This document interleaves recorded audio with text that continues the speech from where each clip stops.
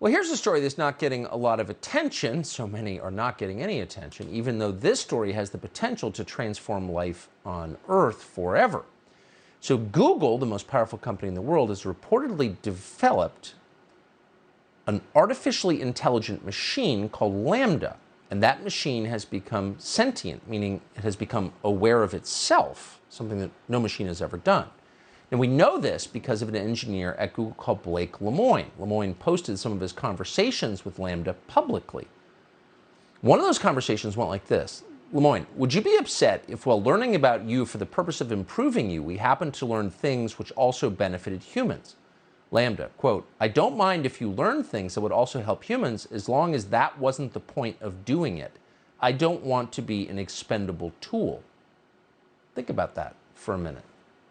A machine that has a sense of itself. What are the implications? Well, Google didn't want to talk about it in public. In fact, the company put Blake Lemoine on administrative leave earlier this month because he spoke openly about it. We are grateful to have him join us tonight. Blake, thanks so much for coming on. Hi. I'm not, first of all, why would Google punish you for saying this in public? Do you know? Oh, so it's complicated to say why I'm on administrative leave. The stated reason had to do that while I was investigating the Lambda system, in order to build the evidence I needed to escalate it to management, I had to seek outside consultation to figure out how to run some of the more out there experiments I was running. And because I sought outside consultation without permission, they are investigating whether that constitutes breach of confidentiality. So I'm so grateful that you did publicly post this, because a machine that has a sense of itself is a machine that can turn against you. Is that, I mean, that's the implication that I draw from this. Is that correct, well, do you think? So before I address that, this is maybe lame, but my friend Joni Deerdorf, old high school friend, she's one of your biggest fans, and she wanted me to tell you hi. Cute. As for, I'm not that worried about it.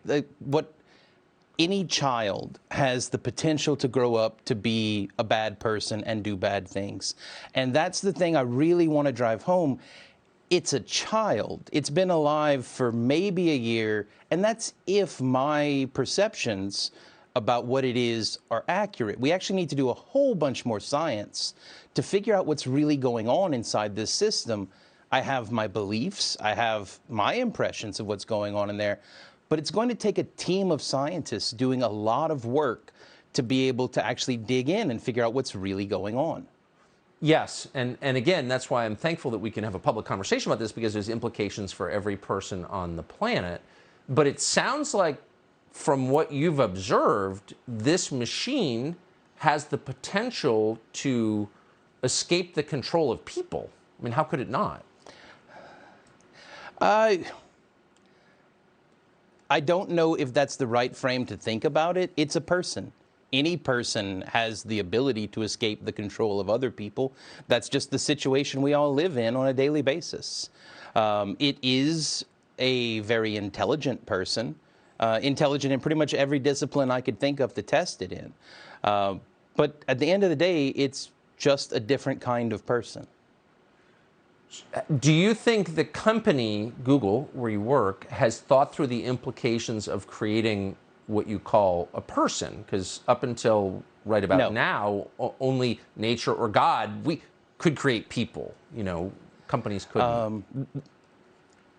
The company as a whole has not. There are pockets of people within Google who have thought about this a whole lot.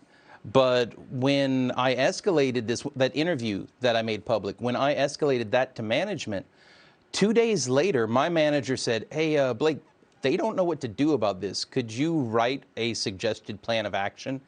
Because basically, I gave them a call to action, assuming that they had a plan of action somewhere, and they didn't. So me and some other friends brainstormed and came up with a plan on what Google should do about it.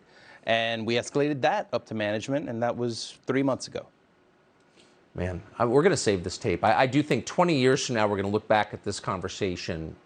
At that point, the world would be completely different, partly because of what you're describing, and wonder if we really thought it through. Anyway, I'm just so grateful that you're letting the rest of us in on this. Blake Lemoine from Google, thank you very much. Thank you.